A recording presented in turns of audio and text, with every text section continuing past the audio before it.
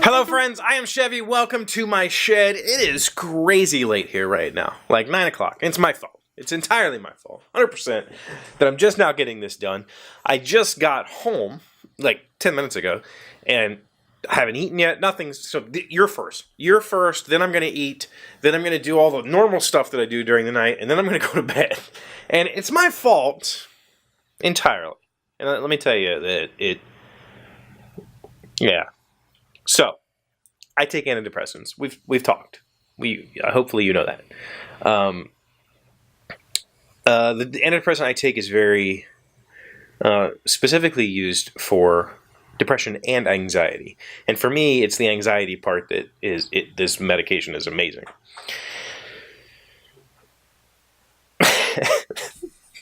I can't be the only one who waits to the last day to refill prescriptions, right? Apparently, this happens more often than I would like to admit, especially for a medication that I've been taking for years. The prescription ran out, took the last one, went to call in the refill, and realized I didn't have any refills. So I called the doctor. The doctor says, okay, we'll see what we can do. That was yesterday. So today, I have not had my medication, and I can tell. And they call me and they're like, your provider says no, you'll have to come in for a checkup. You haven't had a checkup in 6 months or whatever. So they weren't allowed to give me a refill. Fine. So I'm like, okay, I will see if I can get in there tonight, right? And my doctor is one of those walk-in clinic kind of places. So it's not like make an appointment and show up and we'll get you right in. Like any doctor's like that anyway. It's a show up, sit in our lobby, and hopefully we can see you before we close the doors. And that being said, I really like the staff there, but like any of those walk-in walk-in clinical type offices, you might sit there forever. So I thought, well, I'll go there after work and we'll get it handled, and hopefully I can get the prescription filled tonight, and then I can take it in the morning. I'll just not take today. So then Jamie asked me today, hey, Keely has practice tonight, can you take her? And I said, yes, absolutely. I love taking that kid to soccer. I will 100%, anytime I'm capable of taking her, I will take her. So I said, yes, sure. And then it's like driving home realizing, oh crap, I forgot about the medication. So my plan was I will go to the doctor. I will try to convince them to see me quickly because all I need is a refill. I don't need anything else. And then I'll take her to practice and then I'll go get the medication. Amazingly, I got in and out of my doctor in 45 minutes. That's unheard of at that place. And not only that, they took blood. I haven't had a blood test in a long time, so they wanted to do that. They did lots of stuff. It wasn't just walk in, can you refill this and let's jam. No. So they got me through quickly. I got out, got to soccer practice, sat through soccer practice. By the way, it is way too freaking cold here for soccer practice. It was bad tonight. Got through soccer practice, got Keely back to her house, and then headed to Walmart, which I had not received a text from them yet, which is bizarre. So I get to Walmart, and I go up to the counter, and I'm like, I give her my information, birth date, and all that stuff. And she goes, oh, it says we don't have enough to fill your prescription. Yeah, really? Is that true? Because that sucks for me.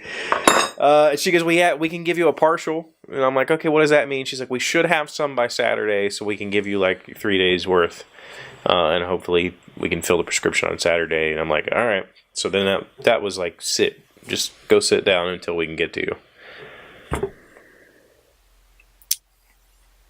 Okay. I feel like if you're calling in a prescription and they don't have enough, but they have enough to fill you a partial, they should just do that, right? I don't know. I've never been a pharmacy person, but it just seems like, hey, you probably need this medication, so we're going to go ahead and get you some ready so that you can come get that. Maybe I'm wrong. I don't know. So I had to sit and wait and finally get my thing, and now here I am. I come home. I have not eaten. It was 0 degree. It wasn't 0 degrees, but it was really freaking cold. I'm on the soccer field, and there's no trees there to break up the wind. It was really windy, so I'm like frozen. I'm hungry. I'm tired. I have not had my medication today. But today was awesome at work. I got a whole lot done. I feel really accomplished today. And I have a really strong outline for what I need to finish tomorrow. And I think with that process done, I think like next week I'm ready to push a huge update to the app that I inherited. Which is way ahead of schedule. There's still a few bigger complex issues to solve, but I'm feeling really good about the work that I've done lately. So I'm excited to get to work tomorrow, but hopefully have my medication in me so that my brain isn't acting dumb. I'm sorry if this was completely incoherent. First of all, I'm hungry, which I have low blood sugar, so when my blood sugar drops, might as well just be drunk. And I haven't had my medication today, so I'm scattered. And I feel like I'm not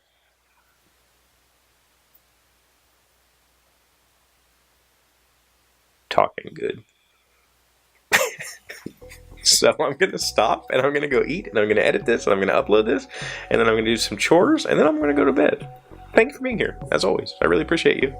I hope that you'll come back and see how tomorrow turns out. I'll see you then. Hey, Doc, wait! I want to ask you something. Today's random fact comes from Wikipedia. Who invented Candyland? The game, I take exception to that term, was designed in 1945 by Eleanor Abbott while she was recovering from polio in San Diego, California. The game, not a game, was bought by Milton Bradley Company, now owned by Hasbro, and first published in 1949. Candyland is not a game. It is an activity. There are no decisions.